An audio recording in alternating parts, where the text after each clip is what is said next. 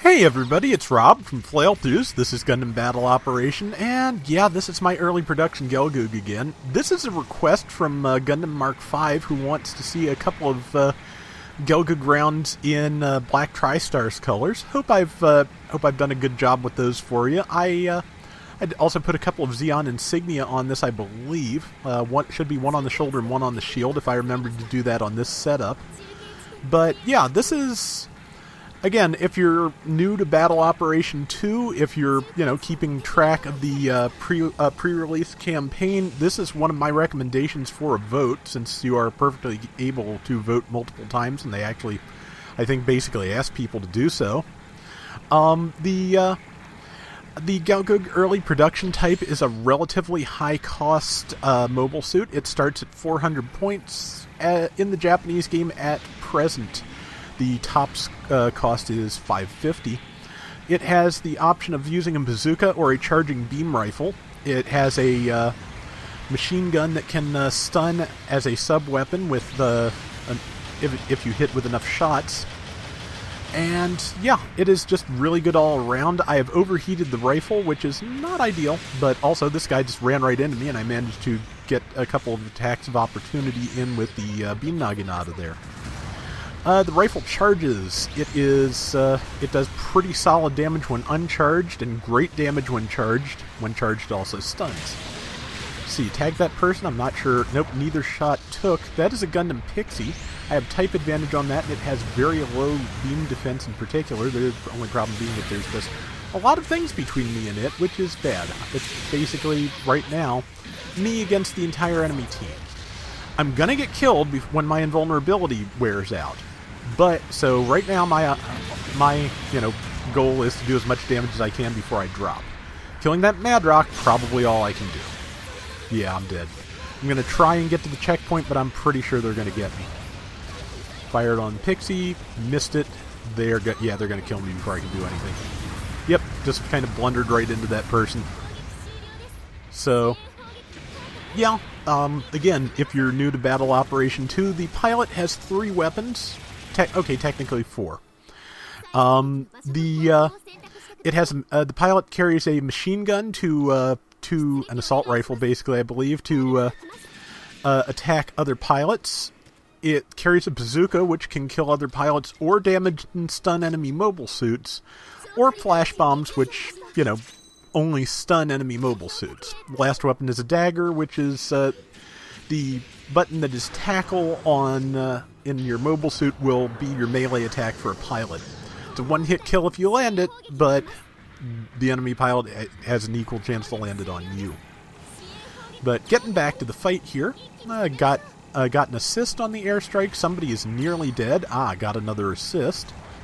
And now it's just a matter of finding a good angle to attack from, and with people facing away from me, that is the good angle I needed. There's basically one enemy left, and they are retreating, so I am charging in. Really shouldn't be getting this close without a charged beam shot, but just trying to do damage where I can. Got an uncharged shot against that Gundam. Did not land my melee attack. And yeah, switch to MMP-80 machine gun. There, I just flubbed my dodge roll, which, happens. They are spawning in on top of me. There's a Madrock. That's our Hildolfer there, taking a couple of shots from said Madrock. Tagged the Gundam twice. Did not have a chance to get off my Gelgoog combo. The Gelgoog combo I favor is if you can land a downswing, follow up with an uncharged beam rifle shot and a forward swing. That is pretty much the most damage you can do to a single target and still have time to get away. Didn't land the whole thing there because keep getting shot, which, it just happens when there's this many, but okay. Tagged one of them, tagged the other one, knocked down our Hildolfer, which is a shame because in its cruising mode there, it's usually immune to stun, or, resistant to stun, but is not resistant to knockdown. Knockdown, of course, is a more severe effect and still, takes effect. Got that Gundam retreating. I have a pretty good retreating game there. That's just something I've gotten good at, backing out of a firefight and keeping fighting. But that the Gundam that was chasing me down there, and right now we're just kind of got him around the corner, very nice. But yeah, that Gundam that was chasing me down, he should have been able to tackle me if I don't think he expended his boost, and I just screwed that up entirely. But right now I'm going to try to go for the tank, and I believe I don't make it, or I don't make it long enough to do any damage if I get in it. But let's see, getting in. But yeah, that Gundam just, whipped his attack. Should have tackled me. Didn't see my swing coming, or just didn't have time to react, and I got away with it. But I have been tackled out of similar attacks so many times that should not have worked, but it did. It is what I'm trying to say here. So yeah, so the Gelgoog skills, just to I'm trying to just give good information for new players or prospective new players, because I'm really kind of hoping this takes off in the US. That'd be great. The Gelgoog has a variety of skills, but the most important ones to know about is it has the emergency evasion controller, which is the dodge roll. It's a level 1, so you will overheat your thrusters after using it. Good shot there. Followed up with the MMP-80, but did not get the kill. Somebody coming up behind us. It's the Pixie.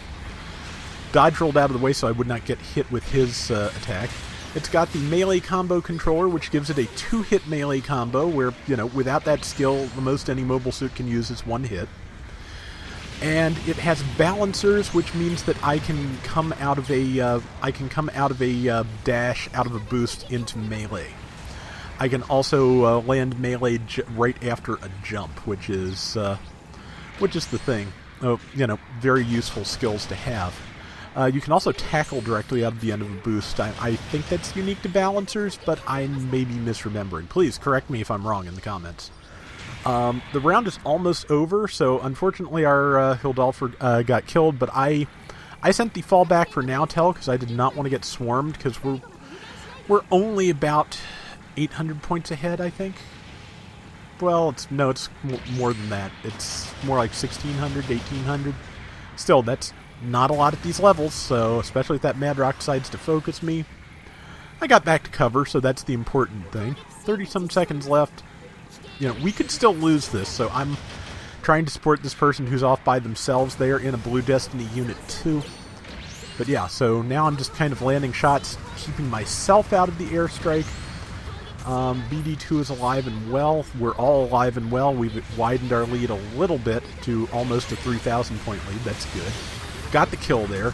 Stunned our BD, which, did not mean to do, but again, it's an important skill to learn in this game generally is learn the exact range of your melee attacks. I did not mean to stun that person at the last second. I was hoping that my backswing would tag that Pixie. It did not. So, even when you're pretty well experienced with the exact range of your melee attacks, you can still get it wrong. I mean, obviously. But did fairly well. 3,600 points, 87,000 damage. Yeah, so that is a Gelgoog round. It's pretty much my favorite suit to use in the game. It's one of the ones I'm best at. Thank you for requesting that, Gundam Mark V. I really appreciate it. And that is going to do it for today's Gundam Battle Operation 2. We'll be back soon with more, so until next time, everybody take care and have fun. Later! So, something I wanted to talk about with the video I posted on Friday about the various choices they're offering for this campaign and what I think they mean for what version of the game we're getting. I agree entirely it would be smarter to use the most current version of the game for US audiences, especially since, as we know, it is already in English. But very frequently with games, when games get brought to, other markets, they tend to use older builds of games and just work their way forward as though they were, patching it for the first time. They did that with the Chinese version of Gundam Battle Operation 1. That was about a year behind the Japanese version and never really caught up. Fate Grand Order is like that on mobile. It's perpetually 2 years behind the Japanese version. That is not an uncommon thing. So while I agree that, yeah, it would be smarter to bring the current version of the game over, just for various, playtesting and development reasons, they may not actually want to do that. So given the roster of mobile suits we've been shown, we could be as far as 6 or 8 months behind. We could be at last November in Japan. Or that could just be what they're willing to give away at the moment because they want to only, give away things that have been available in the recycle ticket shop up to now, which Alex and Camphor should still be showing up by those rules, but even so, can't really say for sure yet. So we'll just have to see when the game comes out here.